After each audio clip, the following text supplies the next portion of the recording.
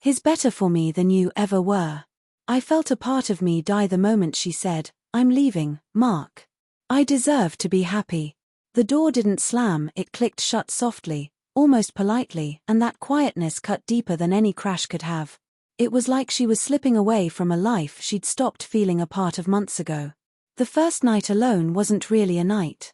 It was a haze of pacing, sitting, lying down, getting up again, staring at the empty side of the bed as if it were mocking me. Mornings were even worse.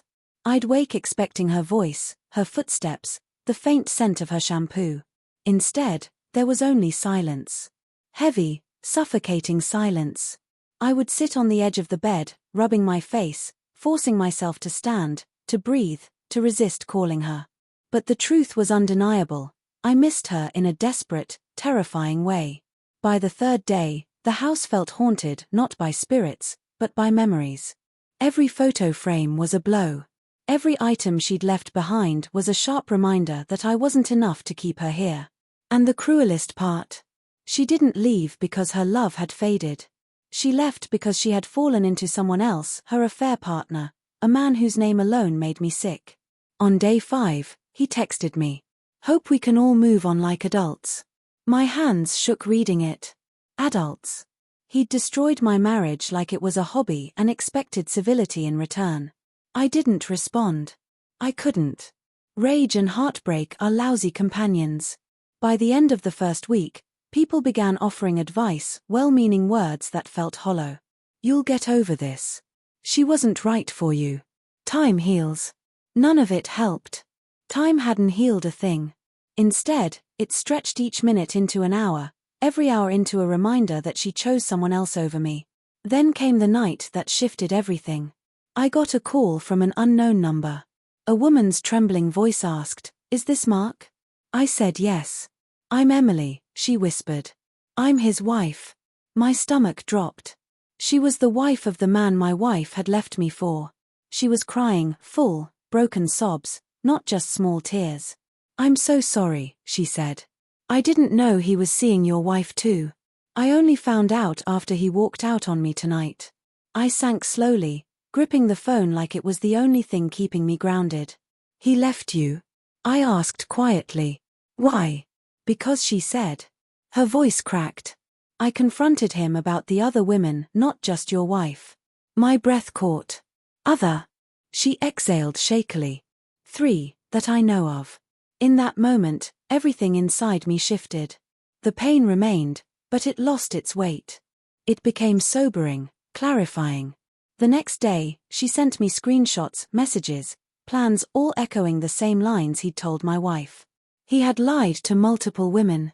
I stared at the evidence, chest tight, not with heartbreak, but with something colder, sharper, realization. My marriage hadn't ended because I failed. It ended because she was manipulated by someone who loved only himself. Word travels fast. 2 days later, my ex-wife appeared at my door. She looked exhausted, less guilty, more devastated. "Mark," she whispered. "Can we talk?" I let her in. She sat on the couch, twisting her fingers. "He left me," she said. "For someone else, or multiple someone else's." Tears brimmed in her eyes. I wasn't cruel. I wasn't triumphant. I just listened. She told me everything, how he pressured her, made her feel seen, convinced her our marriage was suffocating her. "I was stupid," she whispered. "I threw everything away for a fantasy." I asked the question that had haunted me for weeks. Why wasn't I enough? She broke down. "You were enough. I just didn't know who I was. He made me feel important, until he didn't." Her regret was heavy, real, but regret doesn't undo the past. When she reached for my hand, I gently pulled back. "I forgive you," I said softly. "But forgiveness isn't the same as going back." She cried harder. "Is there anything left between us?" "There's respect," I said. "There's history. But love? Love died the night you left." She left quietly, just as she had before. Only this time, I wasn't the one breaking. The next morning felt different, not healed, but lighter. Like the first breath after weeks underwater. I made coffee, opened the curtains, and realized something powerful. The hell I survived wasn't my ending. It was my awakening. She shattered me, but her affair partner's true colors revealed the truth I needed most. I hadn't lost her. She had lost someone who would never have betrayed her.